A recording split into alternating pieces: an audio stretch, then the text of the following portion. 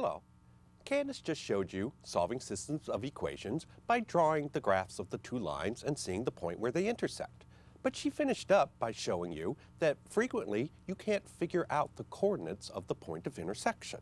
What I'm going to do is I'm going to show you solving systems of linear equations in two variables using the method of substitution.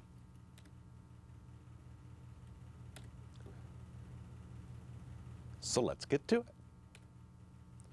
The system that Candace finished up with had the two equations, y equals 2x minus 1 and 2x plus 3y equals 4.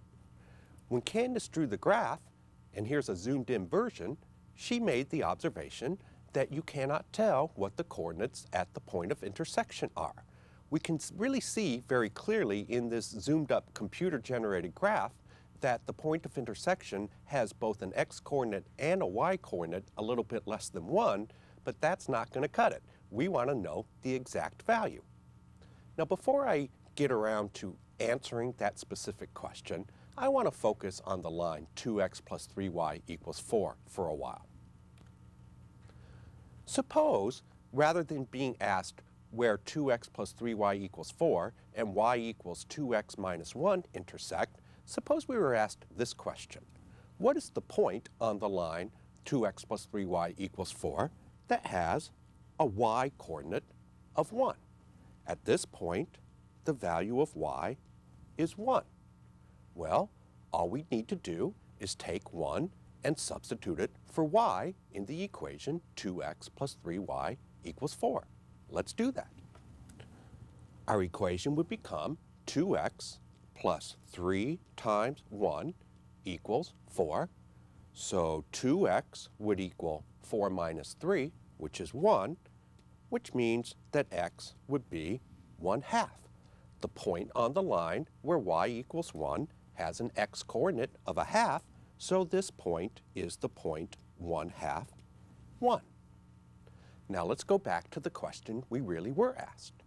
We can think of the system y equals 2x minus 1 and 2x plus 3y equals 4, we can think of that as finding a specific point on the line 2x plus 3y equals 4. The only difference is we don't know the exact value of the y-coordinate of the point we're trying to find. But we do know something about the y-coordinate of the point we're trying to find. We know that that y-coordinate equals 2 times the x-coordinate minus 1. We're going to use that information to figure out what the x-coordinate at the point of intersection is. At this point of intersection on the line 2x plus 3y equals 4, we know that y equals 2x minus 1. At this point, the value of y and the value of 2x minus 1, they're equal. So we can find the x-coordinate of this point on 2x plus 3y equals 4 by replacing y with the equivalent expression 2x minus 1. Many books will describe this as substituting y equals 2x minus 1 into the equation 2x plus 3y equals 4. That's pretty much what we're doing, but I'm going to use a little bit different language. Really what we're going to do is we're going to take this expression 2x minus 1 and we are going to substitute it for y in the equation 2x plus 3y equals 4. Let's do it. We get the new equation 2x plus 3 times 2x minus 1 equals 4. This equation has only one variable. The variable is x. We can solve this equation for x and we'll know the x-coordinate at our point of intersection. Let's do it. So we are going to substitute the expression 2x minus 1 for y in the equation 2x plus 3y equals 4. And when we do that, what we get is 2 times x plus 3 times 2x minus 1 equals 4. Let's solve for x. I need to carefully distribute 3 through the parentheses on the left. When I do that, the left side of the equation becomes 2x plus 3 times 2x, which is 6x, plus 3 times negative 1, which is minus 3. This all equals 4. Combining my like terms on the left, I have 8x minus 3. That equals 4.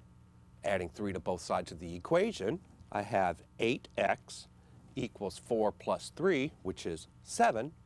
And dividing both sides of the equation by 8, I have x equals 7 over 8, or 7/8. Now it'd be really tempting to put a circle around this and say we're done with the problem. Well, that would be a problem because we're not done with the problem. We're not only looking for a value of x, we're looking for an ordered pair that satisfies both equations in our system. We know the x-coordinate, let's find the y-coordinate. How can we do that? We can use the fact that we know that the y-coordinate equals 2 times the x-coordinate minus 1. So when x is 7/8, at our point of intersection, the value of y must be 2 times 7/8 minus 1. This is 14/8 minus 8/8. 14 minus 8 is 6, and if you have 6 over 8 and you pull out a factor of 2 over 2, you are left with 3 over 4. So the value of y is 3/4. So it looks like our point of intersection, our solution to the system of equations, is the point 7/8 3/4. Let's verify that. So our proposed solution is the point 7/8 3/4. Let's take another look at the graph. Well, looking at this point of intersection, remember, we already observed that both x and y are pretty close to 1. Looking a little closer, we can see that the x-coordinate is a little closer to 1 than the y-coordinate is. 3/4 is equivalent to 6/8. 7/8 is a little bit closer to 1 than 6/8 is. So this solution tends to jibe with our graph. But that's not a good enough check. We need to make an explicit check. So let's see what happens when x equals 7/8 and y equals 3/4. Let's check out what 2x minus 1 becomes. 2x minus 1 becomes 2 times 7/8 minus 1. This is 14/8 minus 1. 14 and 8 both have a factor of 2 in them. When I pull 2 over 2 out, I'm left with 7/4 minus, in terms of fourths, 1 is equivalent to 4/4. 7/4 minus 4/4, guess what? That's 3/4. That's what the value of y is supposed to be. So our point satisfies the first equation. Let's check the second equation. When x is 7/8 and y is 3/4, we also have that 2x plus 3y equals 2 times 7/8 plus 3 times 3/4. Again, 2 times 7/8 is the same as 14 over 8, which is the same as 7 over 4. 3 times 3/4 is 9 over 4. 7 plus 9 is 16, and if you have 16 divided by 4, guess what the result is? The result is 4. Let's look back at our system. What did we want 2x plus 3y to equal? We wanted it to equal 4. This point checks in the second equation. The point satisfies both equations in the system, so the solution to the system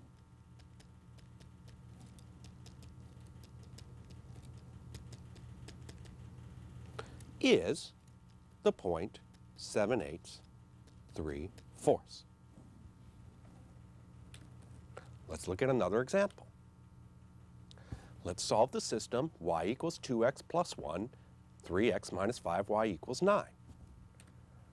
My first equation is solved for y. I'm going to take the variable expression with variable x that's equal to y, and I'm going to substitute that for y in the second equation. The result is going to be an equation with only one variable that I can go ahead and solve. So, substituting 2x plus 1 for y into the equation 3x minus 5y equals 9, what we have is 3 times x minus 5 times 2x plus 1 equals 9. Here's an equation in x. Let's solve it. First, distributing the negative 5 through the parentheses on the left, I have 3x minus 10x minus 5 equals 9. Combining my like terms, negative 7x minus 5 equals 9. Adding 5 to both sides, negative 7x equals 9 plus 5, which is 14. And dividing both sides by negative 7, x equals negative 2. But I'm not done. I'm looking for an ordered pair. I know that the x-coordinate is negative 2. What's the y-coordinate? Well, when x equals negative 2, since we know the point lies on the line y equals 2x plus 1, it must be the case that y equals 2 times negative 2 plus 1, which is negative 3. So it looks like our solution is the point negative 2, negative 3. But you know what? I'd feel awfully silly if this was wrong because it's so easy to check. So let's check. So our proposed solution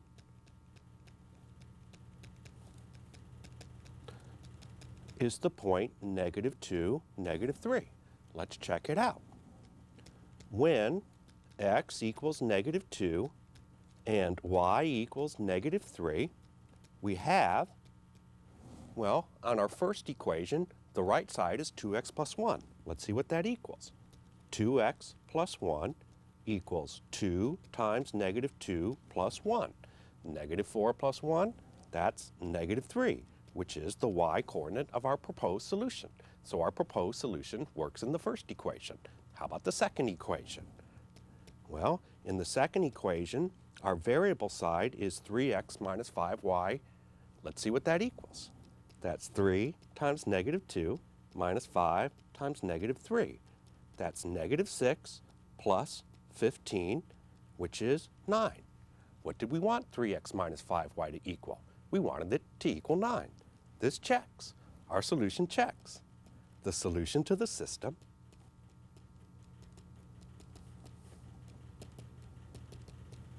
is the ordered pair negative 2, negative 3. Let's do another example. Let's solve the system x equals 5y minus 3, negative 4x plus 7y equals 7. This one's a little different. Rather than having a formula for y in terms of x, I have a formula for x in terms of y. But this point of intersection, I know the x-coordinate has to be 5 times the y-coordinate minus 3. Let's use that to substitute for x in the second equation.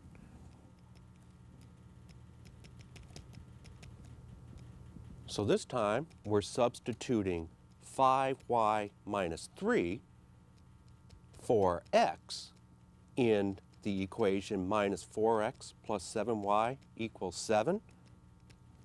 And when we do that, we have negative 4 times 5y minus 3 plus 7y equals 7. The only variable is y. Let's use this equation to figure out what the y-coordinate is at the point of intersection. Negative 20y plus 12 plus 7y equals 7. Negative 13y plus 12 equals 7.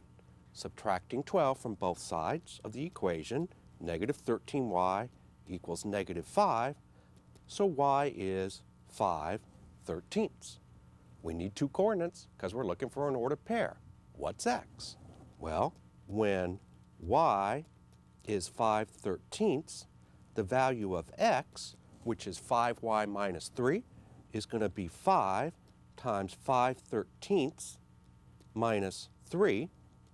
Let's see, that's 25/13. And if I multiply 3 over 1 by 13 over 13, I see that 3 is equivalent to 39/13. And if I subtract 39/13 from 25/13, I'm left with negative 14/13. So it looks like our solution is the point with an x-coordinate of negative 14/13 and a y-coordinate of 5/13. All these 13s, it's kind of making me a little bit suspicious, so let's check. Now I want to tell you something I've seen a lot of students do. As soon as they see this number 5/13, they get out their calculator and they try and change it to a decimal. Let me show you why I didn't do that, or at least one of the reasons I didn't do that. If I get out my calculator and I divide 5 by 13, there's a whole lot of digits in that decimal, 0.3846153. 5/13, that's a rational number, which means that the decimal either terminates or it forms a forever repeating pattern. From this output on my calculator, I can't even tell which situation that I'm in. If I just round this off, I'm not going to have the exact solution to the system of equations. So when you see a fraction, no matter how much you may want to change it to a decimal, resist the urge. Just work with the fraction. If nothing else, you get some fun practice with fraction arithmetic. So let's check our solution. Our proposed solution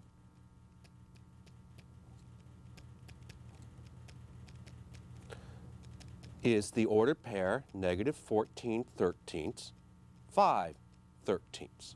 So let's see if this satisfies both equations. If x equals negative 14/13 and y equals 5/13, then in our first equation we have 5y minus 3. That's 5 times 5/13 minus 3. That's 25/13 minus 39/13, which is negative 14/13, which is our value of x. Now, I kind of knew that that equation was going to check because that's the equation I used to figure out the value of x. But nonetheless, I did go ahead and check it because I might have made a silly arithmetic mistake when I originally found the value of x. Let's check the second equation as well. So in the second equation, our variable expression is negative 4x plus 7y. So this is going to be negative 4 times negative 14/13 plus 7 times 5/13. I went ahead and wrote negative 4 and 7 as fractions just to help me with my fraction arithmetic. Both of these fractions have denominators of 13, so I can go ahead and just add the numerators and place that over the denominator of 13.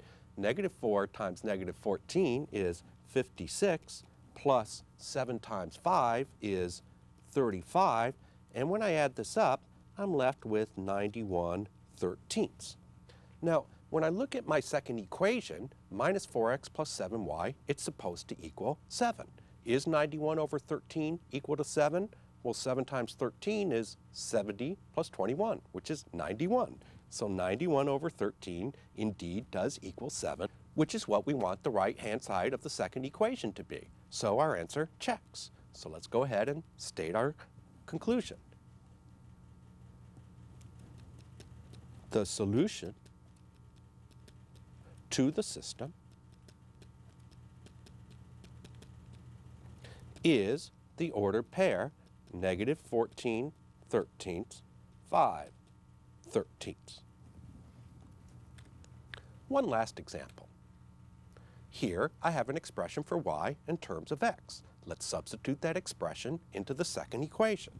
Substituting negative 3/4 x minus 3 for y in the equation 3x plus 4y equals 12, we have 3 times x plus 4 times negative 3/4 x minus 3 equals 12. Let's see what the value of x is. Distributing 4 through the parentheses, we have 3x plus 4 times negative 3/4. The 4 over 4 divides to 1, and we're just left with negative 3x plus 4 times negative 3, that's going to be negative 12, equals 12. Let's combine our like terms on the left. 3x minus 3x. That's 0 x's. So all I'm left with on the left is negative 12 equals 12. This doesn't seem very good. Negative 12 equals 12? I don't think so. But this must be telling us something. And you know what I'm going to do? I'm going to turn it over to Anne so she can help you visualize what it is that negative 12 equals 12 tells us.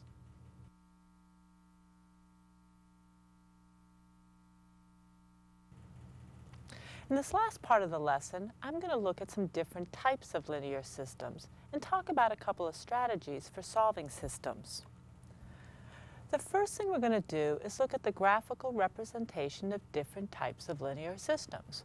We're going to start by looking at the bizarre case you just saw with Steve. Then we'll talk about classifying systems, and finally discuss a couple of different methods for solving systems. So let's start with the graphical representation of different types of linear systems. Here's the system you just worked with Steve. You used the method of substitution, and you came up with this absurd result, that negative 12 equals 12. What we're going to do here is we're going to go back to solving the system graphically, as Candace was doing in the first part of the lesson. So I'm going to graph the solution set to both equations in the system.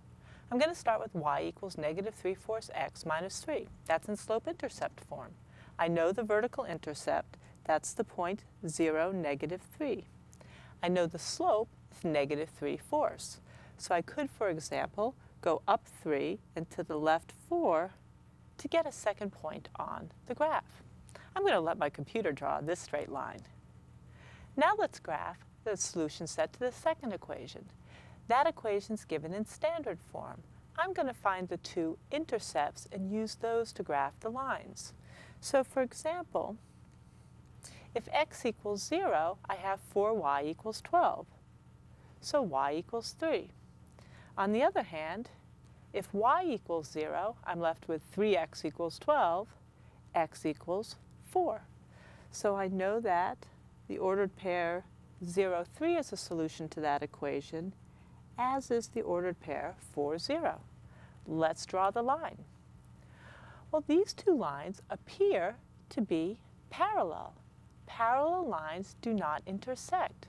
Remember that graphically, the solution to a system of linear equations is represented by that point of intersection. Now we know that parallel lines have the same slope. The green line, we were given the slope is negative 3/4. Let's just double check to make sure the slope of the blue line is also negative 3/4. So going from the vertical intercept to the horizontal intercept, I go down 3 and to the right 4. So my rise over run is indeed negative 3/4. The slopes are equal. The lines do not intersect. So this system does not have a solution. There's no ordered pair that lies on both of the lines at the same time. So let me just state a conclusion. The system has no solution. Now we have some fancy names for all of this. A consistent system of equations is a system of equations that has at least one solution. Consistent, good, we've got some solutions. An inconsistent system, on the other hand, is a system of equations that has no solution. That's what we just saw. The system we just saw was inconsistent. Here's a picture. A consistent system would consist of two lines that, for example, intersect at a point that satisfied both equations. The picture of an inconsistent system would be a picture where we have two lines which are parallel that don't intersect. So what we're going to do is kind of use this information to classify a few systems. Here I'm given a system of equations. I'm going to make a quick sketch, or look at a quick sketch, of the two equations. I see that two lines intersect. There is indeed this point on the line which satisfies both equations.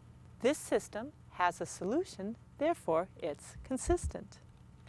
So the system of equations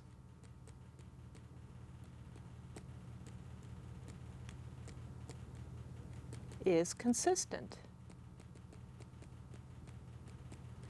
What we saw from the graph is it has one solution. We didn't figure out what the solution was, but we could see from the graph that there was one. Let's look at another example. Here's a system of equations. Now both of these equations are given in slope-intercept form. I see the slope of both lines is 3. I'd expect these to be parallel, and a quick sketch shows me that indeed these lines are parallel. So the system of equations is represented by two parallel lines. These lines don't intersect. There cannot be an ordered pair that lies on both of these lines. So this system is inconsistent.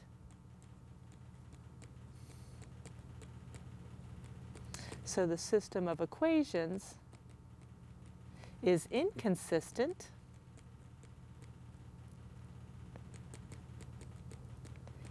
it has no solution.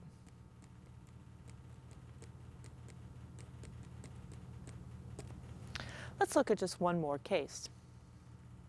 Now here's a system of linear equations.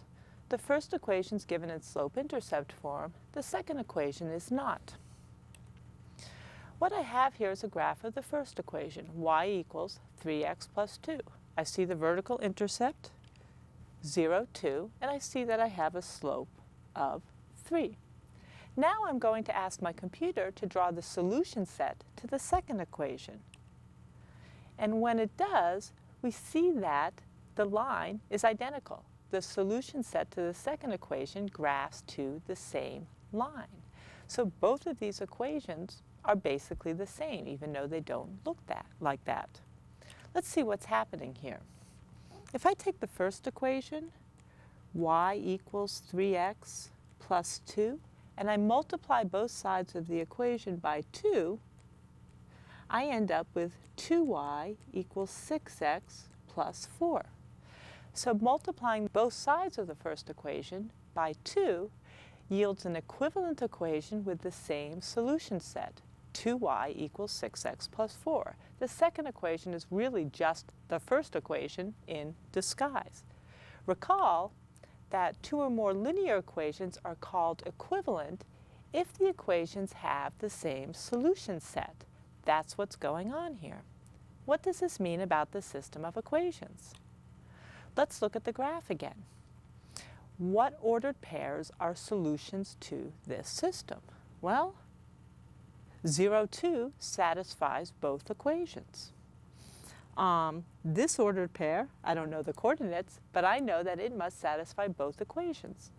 So does this ordered pair. In fact, any ordered pair on this line will satisfy both equations. This is a consistent system, but it has many solutions. So to summarize the result here, I'm going to classify the system of equations is consistent. It certainly has at least one solution.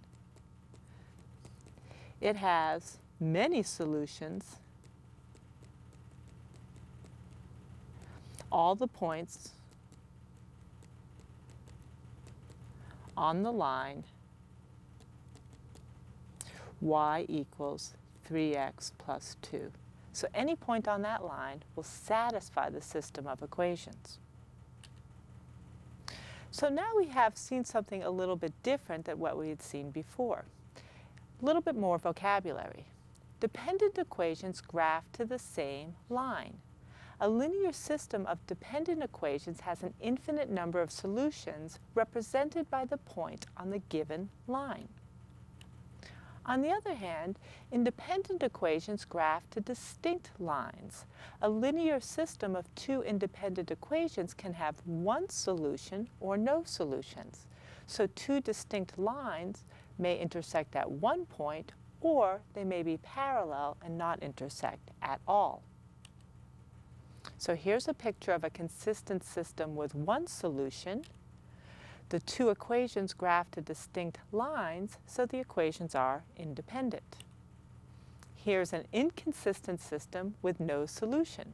but both equations in the system graph to distinct lines, so the equations are independent. Finally, this kind of bizarre case we just saw, this is a consistent system. It does have at least one solution. In fact, it has an infinite number of solutions. These equations are dependent. The two equations graph to the same line.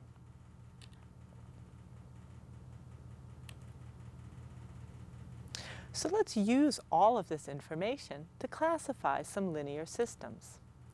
Here's a linear system. What I'm going to do is both equations are given in standard form. I'm going to convert the equations to slope-intercept form because I know if the slopes are equal, I've got to look at what's going on. So taking the first equation, x plus 3y equals 10, I want to isolate y. So I'm going to start by subtracting x from both sides. Now I'm going to divide both sides of the equation by 3, and I need to remember to divide each term by 3. So I have y equals 10/3 minus 1/3 x. So here I have a slope of negative 1/3, and I know that the vertical intercept is the point 0, 10/3. Let me work with the second equation. Negative 2x minus 6y equals negative 20. I'm going to add 2x to both sides, so I have negative 6y equals negative 20 plus 2x. I'm going to divide both sides of the equation by negative 6. So I have y equals negative 20 divided by negative 6 plus 2x divided by negative 6. And when I simplify this, I end up with y equals 10/3 minus 1/3 x. Once again, I have a slope of negative 1/3 and a vertical intercept at 0, 10/3. These equations graph to the same line. These are dependent equations. Let's look at this again. We might have been able to see this right from the beginning. If I take the first equation and multiply both sides of the equation by negative 2, I get negative 2x minus 6y equals negative 20. That's the second equation. The second equation is just the first equation in disguise. They really are the same equation. They're equivalent equations, and both of these equations, their solution set graphs to the same line. So now we can classify the system. This system is consistent. It will have an infinite number of solutions, and the equations are dependent. Let's look at another example. Here I have two very simple equations. X plus y equals 10. X plus y equals 5. Let's just think about this a little bit.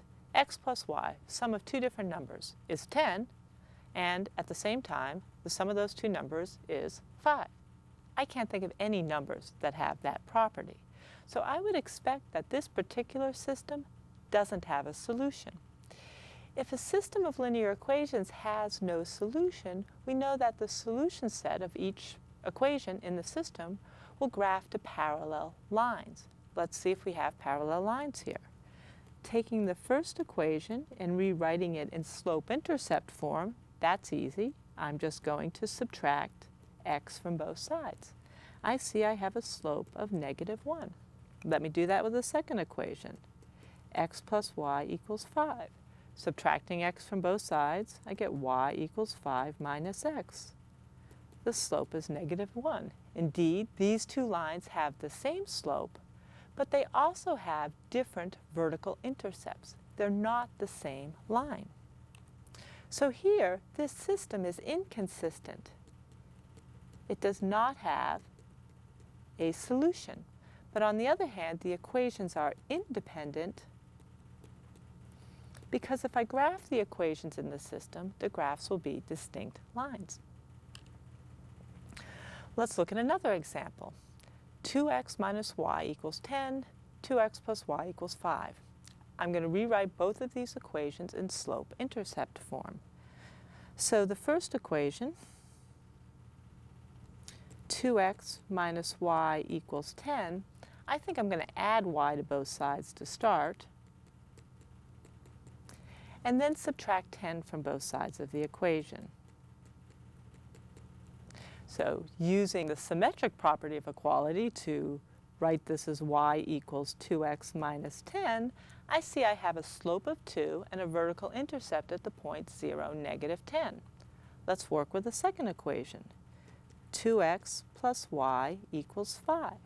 Subtracting 2x from both sides, I get y equals 5 minus 2x. Using the commutative property of addition, I could write this as y equals negative 2x plus 5. I look at these two equations in slope-intercept form, and I see that they have different slopes, so the lines would not be parallel, and different vertical intercepts. These lines will intersect. There'll be exactly one solution. So classifying the system, since the graph of these two lines intersect at one point, we know the system is consistent. It will have a solution. And the equations are independent because we'll get distinct lines. So let's kind of summarize some of the things we observed while working these examples. To classify a system of linear equations given in slope-intercept form, we can compare the slopes and the vertical intercepts. If the slopes are distinct or different, then the system is consistent with independent equations and has a single solution. Different slopes mean the lines are not parallel, they're going to have to intersect. If the slopes are equal and the vertical intercepts are different, then the system is inconsistent with independent equations and has no solution. So if the slopes are equal, but the vertical intercepts are different, we have to have parallel lines. Finally, if the slopes are equal and the vertical intercepts are also equal, we basically have the same line. The system is consistent with dependent equations. In this case, the solution set is a set of all ordered pairs that satisfy the equivalent equations. So now let's classify a couple of systems of equations without graphing. So what I'm going to do is I'm going to convert each of these equations into slope-intercept form. So my first equation, 14y equals negative 2x plus 2, dividing both sides by 14, I have negative 2 divided by 14, that's negative 1/7 x, plus 2 divided by 14, that's 1/7. With the second equation, 2x plus 5y equals 1, I can subtract 2x from both sides, so I get 5y equals 1 minus 2x, and dividing both sides of the equation by 5, I end up with y equals 1/5 minus 2/5 x. Now, considering this new system of equations, I have y equals negative 1/7 x plus 1/7 and y equals 1/5 minus 2/5 x. This particular system is equivalent to the original system, so anything I say about the system in slope-intercept form is going to be true of the original system. And what I notice is that the two equations have different slopes. I've got a slope of negative 1/7 and a slope of negative 2/5. These two equations are going to graph to lines which will intersect. So this system is consistent, and the equations are independent. One last example. We're going to do the same thing again. We're going to come up with an equivalent to system where both of our equations are in slope-intercept form. So working with the first equation, 9y equals negative 6x plus 18, dividing both sides by 9, I get y equals negative 6 over 9, that's the same as negative 2 over 3, negative 2/3 x plus 2. 18 divided by 9 is 2. The second equation, 2x plus 3y equals 12, can subtract 2x from both sides. 3y equals 12 minus 2x, and divide both sides of the equation by 3. Y equals 4 minus 2/3 x. I've come up with an equivalent system. So in this equivalent system, I see that I have the same slope. The slope in both equations is negative 2/3, but the vertical intercepts are different. This system of equations is represented by parallel lines. It will be inconsistent and have no solution. So the system of equations is inconsistent, and the equations are independent. The two equations will graph to distinct lines, just parallel.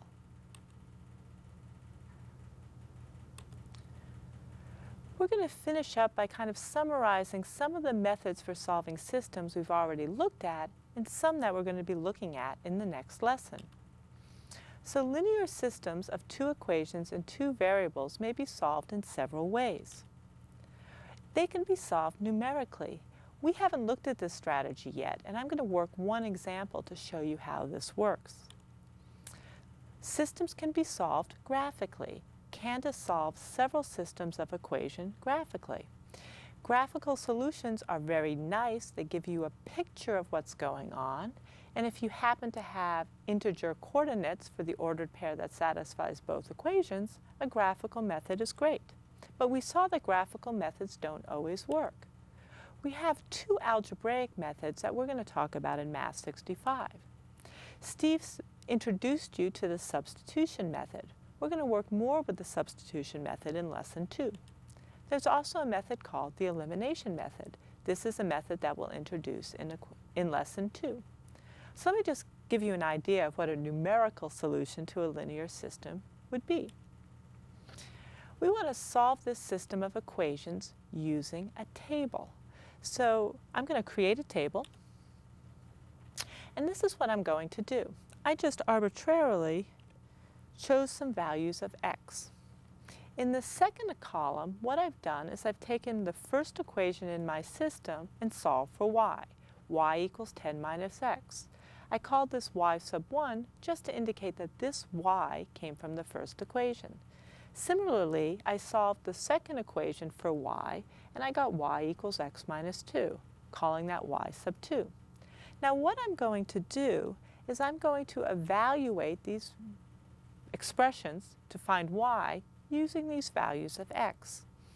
So working with the first equation, when x equals negative 2, y sub 1 is 12. 10 minus negative 2 is 12. When x equals 0, y sub 1 is 10. When x equals 2, 10 minus 2 is 8.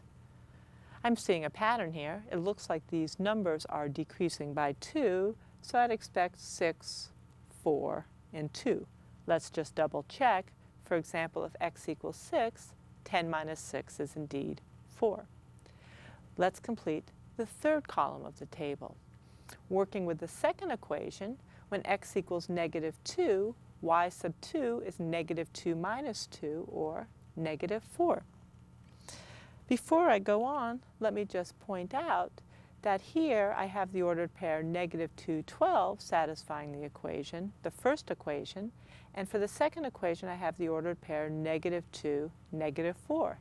These are not the same point. This ordered pair doesn't lie on both lines. What I'm looking for is an ordered pair that's on both lines. So let me continue. When x equals 0, y sub 2 is negative 2. When x equals 2, y sub 2 is 0. When x equals 4, we get 2. When x equals 6, we get 4. And I bet that when x equals 8, we'll get 6. Notice these numbers are increasing by 2. Now let's look at this row in the table.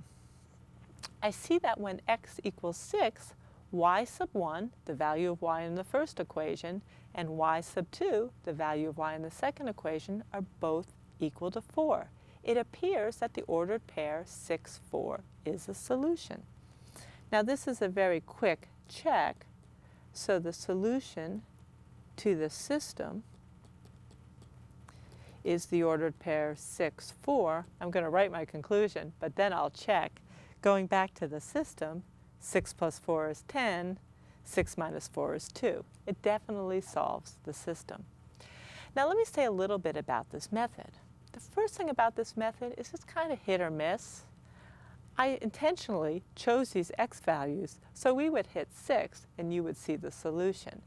What if you chose a bunch of x values but you didn't happen to get to the one that would give you the two same values for y? You wouldn't find the solution. On the other hand, there are benefits of using a numerical method. For example, creating a big table would be something that would be quite easy to accomplish using a spreadsheet program, for example. So if you were just searching for solutions, you could actually set up a spreadsheet to do lots of computations, and therefore you might be able to find the solution. So this is a numerical method. I just wanted to show you one example, but what we'll be focusing on in Lesson 2 are some of the algebraic methods. So with that, that's the end of Lesson 1. We'll see you at Lesson 2. 1, 2, 3, 4.